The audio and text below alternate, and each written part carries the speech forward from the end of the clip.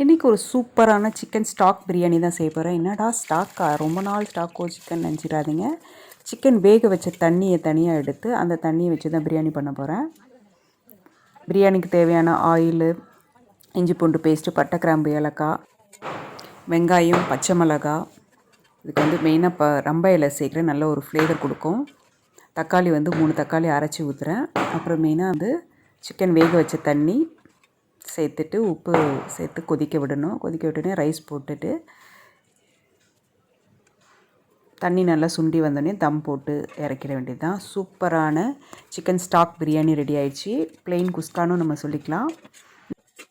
இந்த மாதிரி stock biryani try பண்ணி பாருங்கள், சூப்பர் டேஸ்ட்டாக இருக்கும்.